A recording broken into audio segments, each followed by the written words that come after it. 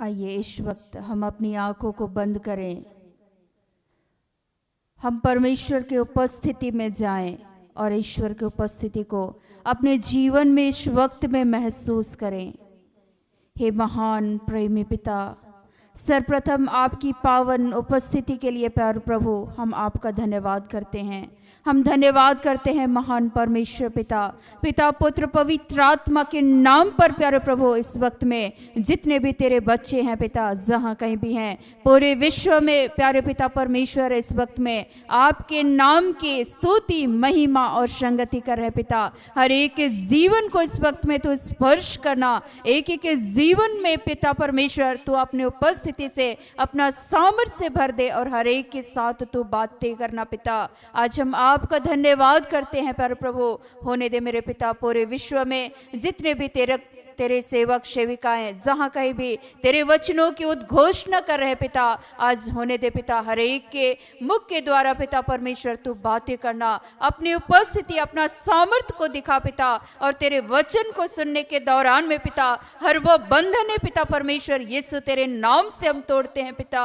आज हम आपका धन्यवाद करते हुए पिता परमेश्वर इस घड़ी हर एक के पाप और गुनाहों के लिए पिता हम सब आत्मा में एक होकर तुझसे कृपा चाहते हैं। सबके पाप और गुनाहों को अपने बेटे यीशु के नाम से पिता परमेश्वर तू क्षमा कर, तू दया कर पिता, और हर एक के साथ तू बातें करना और तेरा वचन अधिकाई से एक एक के जीवन में कार्य करे पिता। आज हम धन्यवाद के साथ पुनः इस वक्त में पिता हमारे एक बातों को आपको समर्पित करते हुए पवित्र आत्मा का पूरा अधिकार को चाहते हैं पिता। इस प्रार्थना को प्रभु यीशु के पावन और मीठे नाम से मांगते हैं, दया से सुनिए और ग्रहण कीजिए, आमीन। आज का जो ईश्वर का वचन है योशुआ का ग्रंथ अध्याय 24 पद संख्याएं 8 से 11। परंतु जैसे आज के दिन तक तुम अपने परमेश्वर यहोवा की भक्ति में लौलीन रहते हो, वैसे ही रहा करना। यहोवा ने तुम्हारे सामने से बड़ी बड़ी और बलवंत जातियां निकाली हैं और तुम्हारे सामने आज के दिन तक कोई ठहर नहीं सका। तुम में से एक मनुष्य 1000 मनुष्यों को भगाएगा, क्योंकि तुम्हारा परमेश्वर यहोवा अपने वचन के अनुसार तुम्हारी ओर से लड़ता है। इसलिए अपने परमेश्वर यहोवा से प्रेम रखने की पूरी चौकसी करना। आज ईश्वर इस वचन के माध्यम से बतलाना चाहते हैं कि हम और आपसे परमेश्वर आज ये आग्रह करते हैं कि हम ईश्वर की भक्ति, ईश्वर पर आज हम श्रद्धा रखें। जैसे जैसे हम ईश्वर पर श्रद्धा रखते हैं, ईश्वर की भक्ति करते हैं, उसकी संगति करते हैं, उसकी उपस्थिति में जीते हैं, परमेश्वर की अनुग्रह, ईश्वर की कृपाएं आपके जीवन में बहती है। आपके परिवारों में परमेश्वर की अनुग्रह, ईश्वर की कृपाएं बहती है। आप हमेशा पूरे परिवार होकर व्यक्तिगत जीवन में आप ईश्वर की श्रद्धा भक्ति करना कभी ना भूले। जब आप ऐसा करते हैं तो परमेश्वर आपके जीवन में ईश्वर कार्य करता है। ईश्वर पर श्रद्धा रखना, ईश्वर पर आस्था रखना है। जैसे जैसे आप ईश्वर की भक्ति करेंगे परमेश्वर आपके जीवन में कार्य करेगा। सचमुच में परमेश्वर के वचन को जब हम लोग सुनते हैं तो निर्गमन 23-25 में कहता है, परमेश्वर का वचन भाई पढ़कर सुनाएंगे।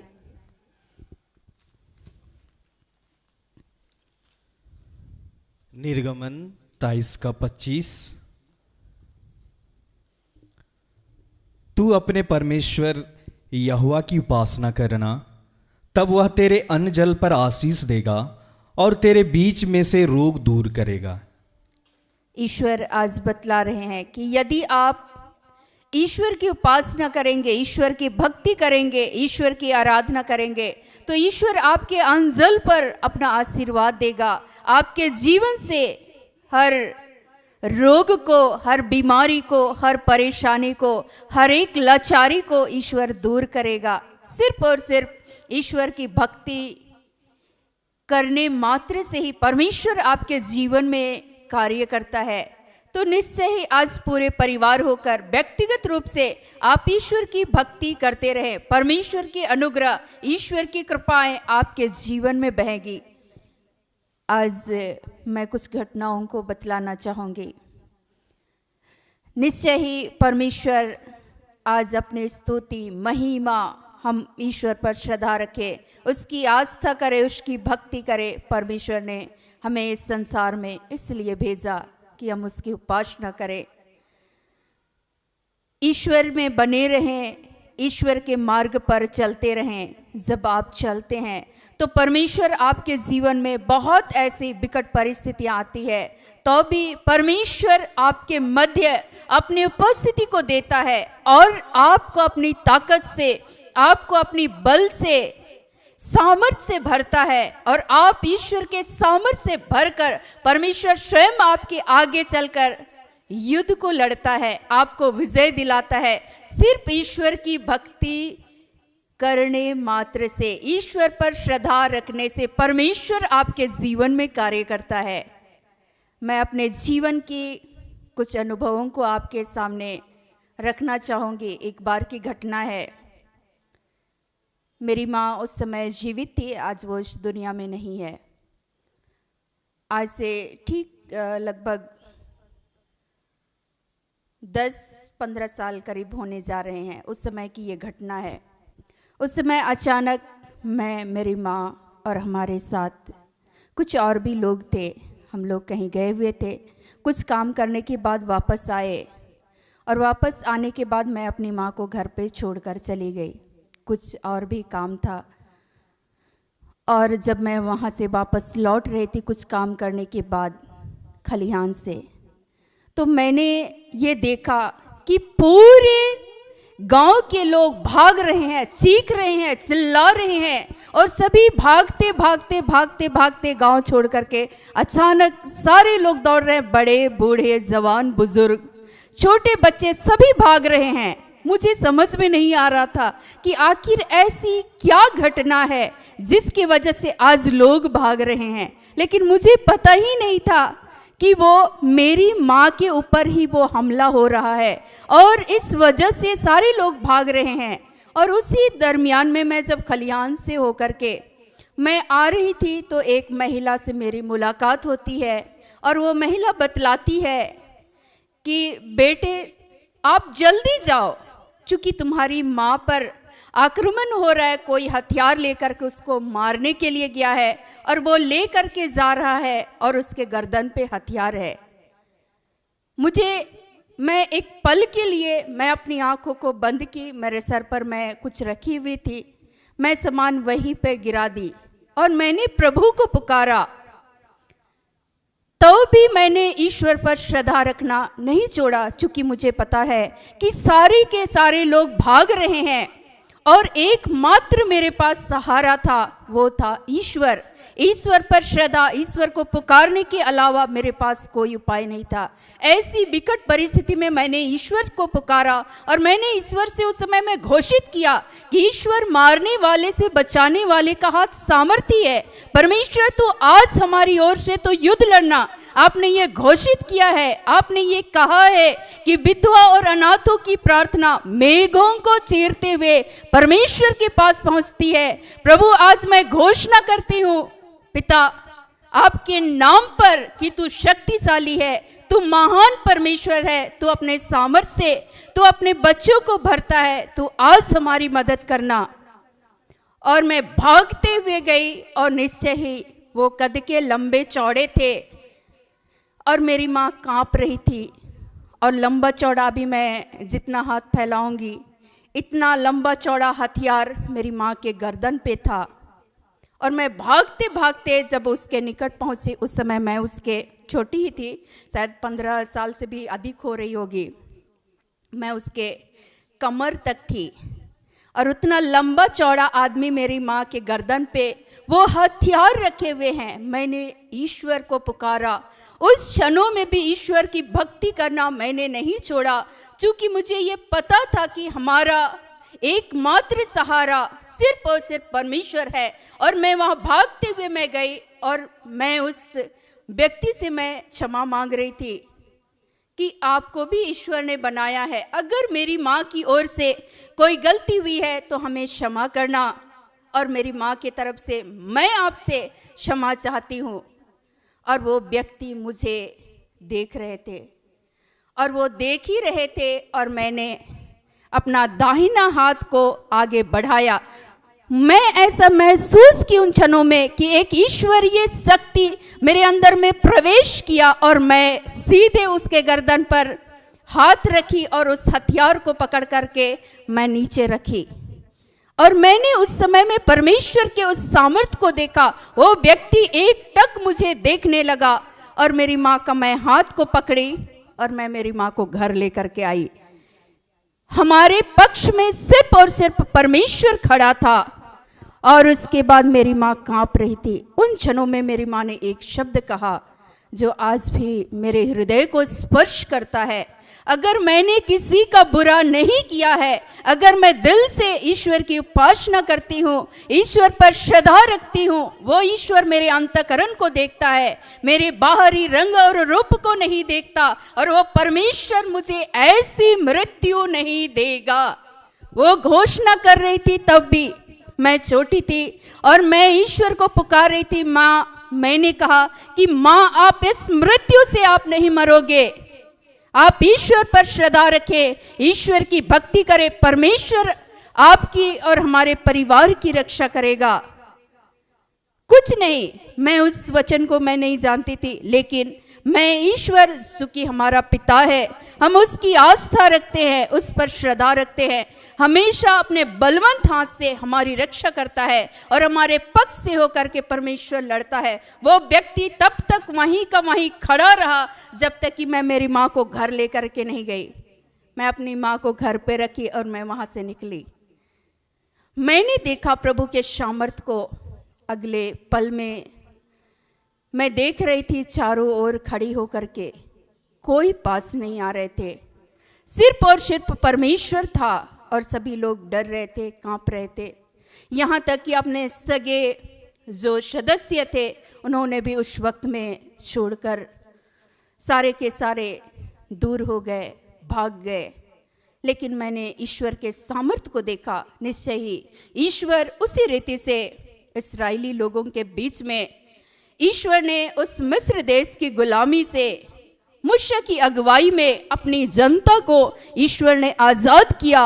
मूसा ईश्वर पर भक्ति करता था, एकांत में वो तंबू रखता था और उस भीड़ से अलग होकर के वो ईश्वर की उपासना करता था, ईश्वर पर श्रद्धा रखता था। और मूसा की अगुवाई में परमेश्वर इस्राएली लोगों के बीच में ईश्वर अपना चिन्ह और चमत्कार को दिखाते रहे। आज आपके जीवन में भी परमेश्वर ने अनेकों चिन्ह और चमत्कार को दिखाए। आज आप ईश्वर पर आस्था, ईश्वर पर भक्ति करना ना छोड़े। मैं और एक घटना को बताना चाहूंगी। ईश्वर पर श्रद्धा, ईश्वर पर भक्ति करने से क्या होगा। मैं अपने जो भी मैं खेती करती थी,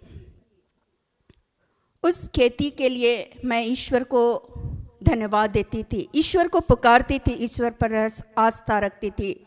मैं उस खेती को, जिस समय में धान की खेती होती थी, धान बुनाई होता था, मैं सर्वप्रथम उस बीज को निकालकर मैं परमेश्वर को समर्पित करती थी। जो भी कार्य करती थी मैं ईश्वर को याद करती थी। ईश्वर को याद करते हुए हर कार्य को जब करने लगे, एक बार की घटना है, ठीक 99 की शायद ये घटना होगी।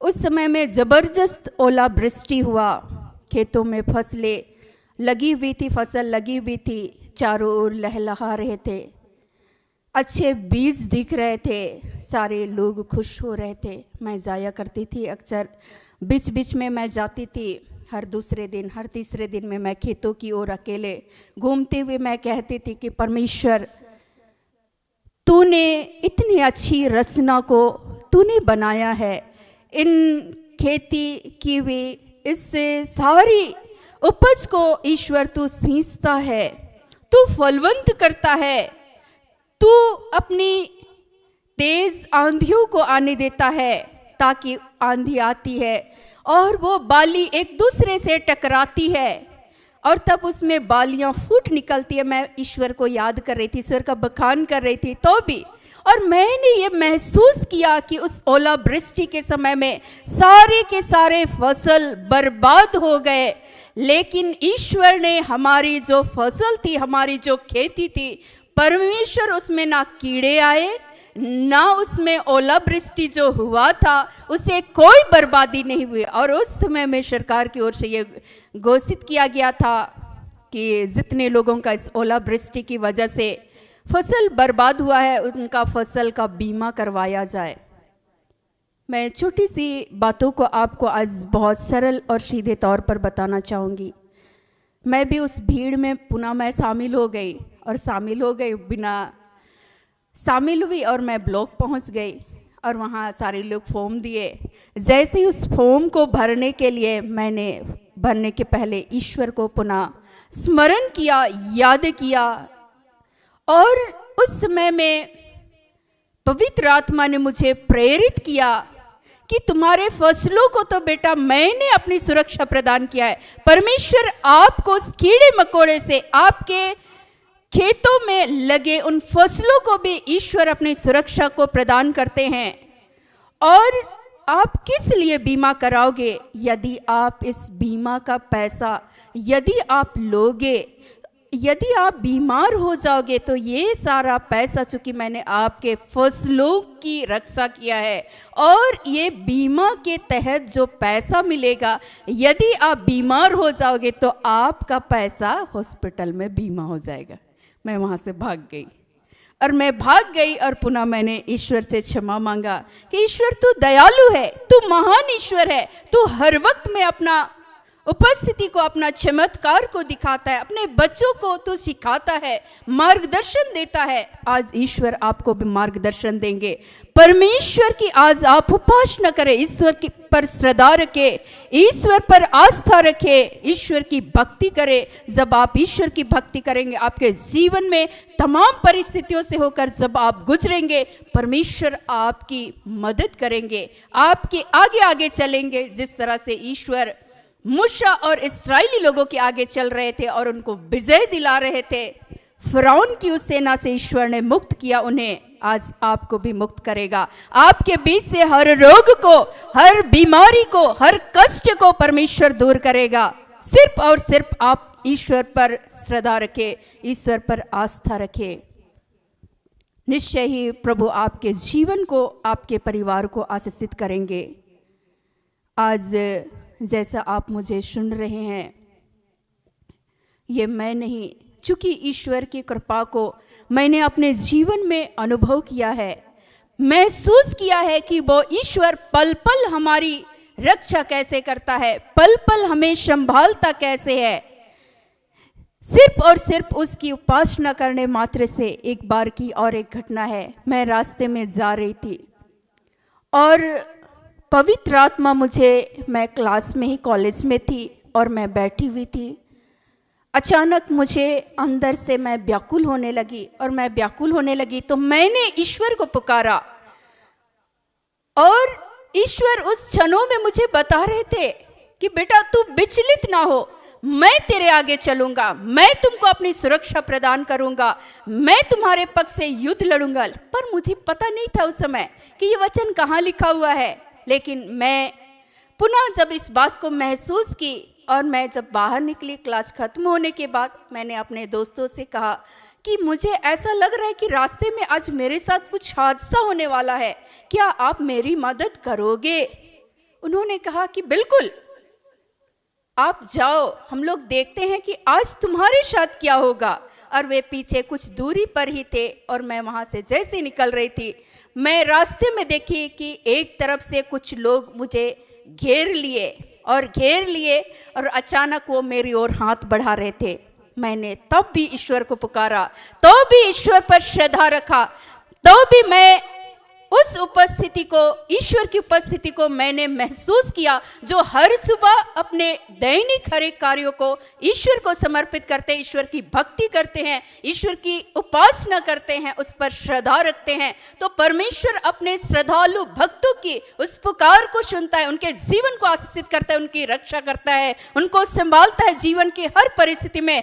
पग पग जिस तरह से माता पिता अपने बच्चे का ध्यान रखते हैं, वे बाहर रहते हैं तो भी अपने बच्चे का ध्यान रखते हैं, वैसे ही वो पिता है जो हमारी और आपके सांसों को संचालित करता है, निरंतर हमारा भरण पोषण करता है, हमारी और आपकी देख रेख करता है। वो परमेश्वर पग पग अपने बच्चों का ध्यान रखता है। और मैं अगले ही पल में परमेश्वर की उपस्थिति को मैंने महसूस किया और मैंने कहा कि ठहरो।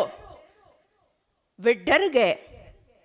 मैंने परमेश्वर के उस सामर्थ्य को पुनः मैंने महसूस किया। मुझे अचानक से लगा कि कोई शक्ति मेरे अंदर पुनः प्रवेश किया। मैंने कहा कि ठहरो, कि आपको क्या बात है। वे सारे चुप हो गए।